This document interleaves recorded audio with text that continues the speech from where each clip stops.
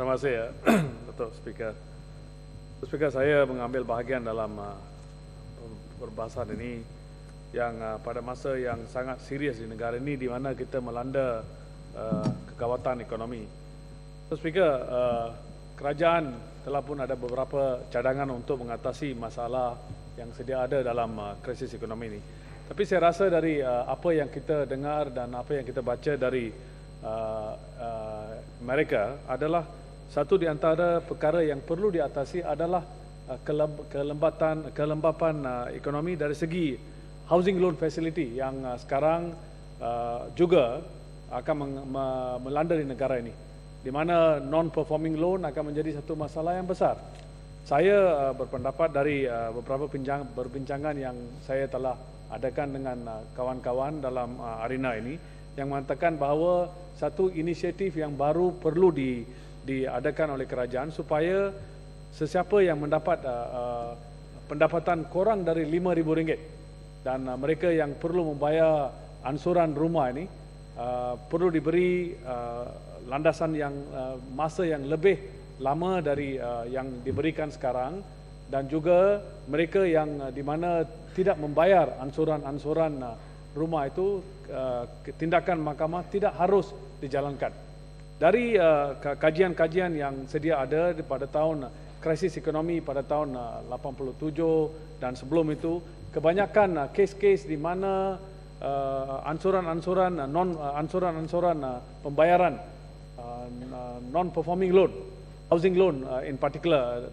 Dato' Yang Betul, adalah di mana kerap kali kita bawa kes-kes itu dibenarkan dibawa ke mahkamah dan prosesnya dijalankan, tetapi tidak menghiraukan the underlying problem. Underlying problem adalah di mana masalah di mana yang telah meminjam tidak ada kewangan untuk tidak ada situasi kewangan untuk membayar balik ansuran-ansuran. Ini adalah satu perkara yang perlu diberi perhatian. Dan dari apa yang saya tahu dan telah diberitahu, kita perlu beri pelonggaran masa untuk mereka membayar, dan kedua, mungkin satu masa di mana untuk tempoh 2 tahun tidak ada tindakan apa-apa akan diambil oleh bank-bank di negara ini terhadap sesiapa yang tidak dapat membayar ansuran perumahan mereka. Ini akan memberi satu situasi win-win, di mana pihak yang kerajaan boleh menolong bank-bank yang ada situasi kronik non-performing loan, dan juga akan sebaliknya kepada pihak-pihak peminjam yang tidak dapat membayar ansuran insuran ini. Perkara ini telah dikenal pasti di Amerika, di mana suntikan wang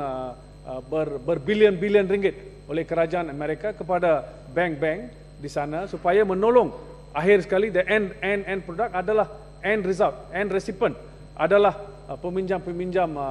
ansuran dari ansuran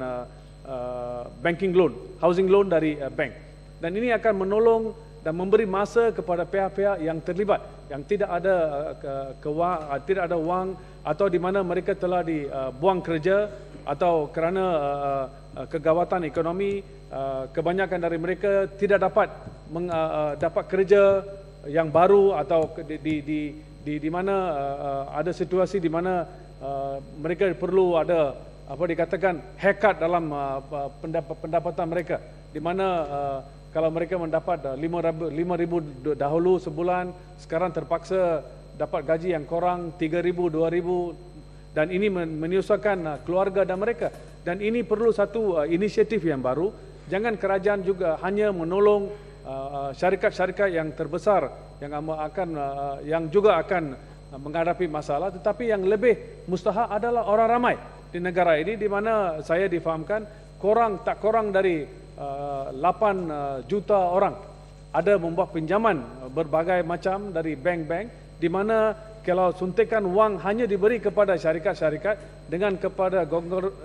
syarikat-syarikat yang besar, tetapi bukan kepada peminjam-peminjam wang. Diberi masa supaya mereka dapat mengatasi masalah ini.